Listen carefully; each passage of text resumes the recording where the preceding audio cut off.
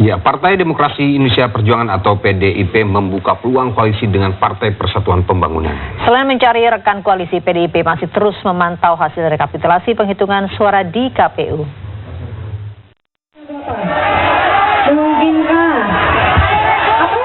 Manuver PDI Perjuangan dalam mencari kawan koalisi terus bergulir.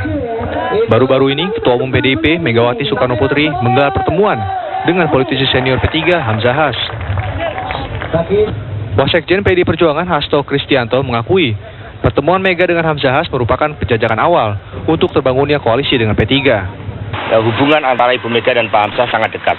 Dengan demikian, pertemuan yang dirancang antara Ibu Mega dan Pak Hamzah itu juga mengandung pengertian tidak hanya sebatas sebagai sahabat, tetapi juga tentu saja membicarakan masalah bangsa dan negara ke depan, termasuk kemungkinan penjajakan kerjasama antara PDI Perjuangan dengan P3.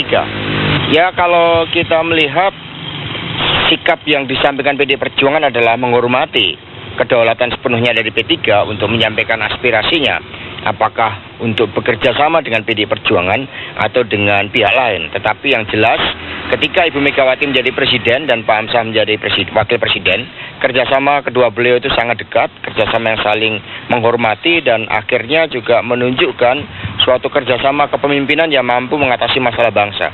Nah, tradisi ini tentu saja menjadi penopang yang kuat untuk kerjasama antara PDI Perjuangan dan P3.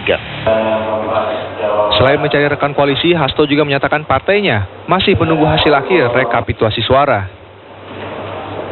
Hasto memperkirakan PDIP akan memperoleh 112 kursi atau sekitar 20% kursi DPR. Dalam perspektif bahwa kami mencapai 20% kursi, tentu saja ini mengandung pengertian bahwa kami lebih berdaulat di dalam menentukan siapa calon presiden dan calon wakil presiden.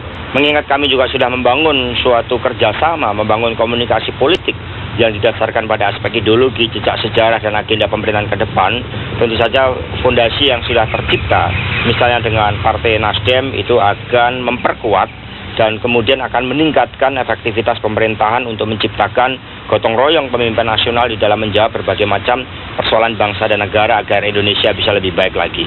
Itu terus kami lakukan, komunikasi politik termasuk dengan PKB, bahkan juga dengan P3 pun kami lakukan. Dari Jakarta, Aji Yogi, TV One mengabarkan.